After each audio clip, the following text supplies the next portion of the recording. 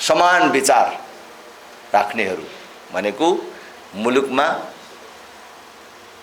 अभिभावकीय संस्थाको रूपमा राजा चाहिन्छ, हिन्दू राष्ट्र चाहिन्छ, यो प्रदेश संरचना खारेज हुनुपर्छ, देशमा सुशासन कायम हुनुपर्छ, हाम्रा युवाहरूले देशभित्रै गरी खाने वातावरणको निर्माण हुनुपर्छ र यो पुस्ताले देश बनेको हेरेर मर्न पाउनुपर्छ भन्ने चाहने सबैको अब साझा पार्टी भनेको राष्ट्रिय प्रजातन्त्र पार्टी हो। अब यो मुद्दामा राष्ट्रिय प्रजातन्त्र पार्टी बाहेक अर्को कुनै राजनीतिक शक्ति नेपालमा छैन।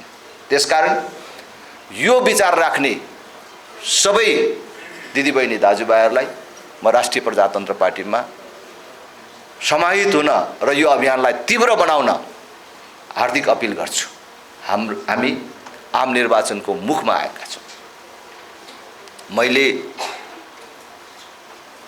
निकै लामो समयदेखि भन्दै आएको छु र धेरै पटक भनेको छु, यो आउने चुनावमा राष्ट्रिय प्रजातन्त्र पार्टीलाई पहिलो पार्टीको रूपमा हामीले जिताउन सक्छौँ, पहिलो पार्टी बनाउनुपर्छ।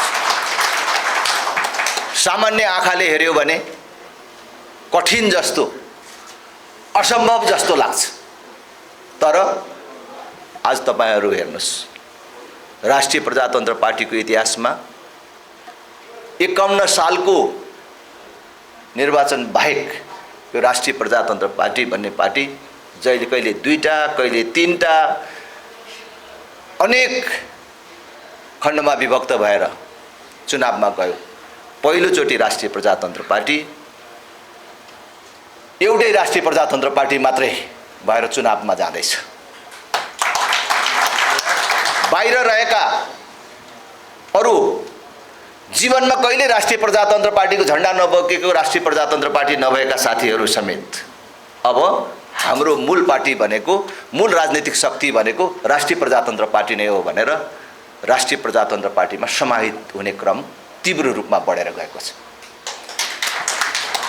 62-63 को राजनीतिक परिवर्तनपछि हामीले बोकेको राज संस्थाको मुद्दा यति बेला सबैभन्दा लोकप्रिय अवस्थामा पुगेको छ।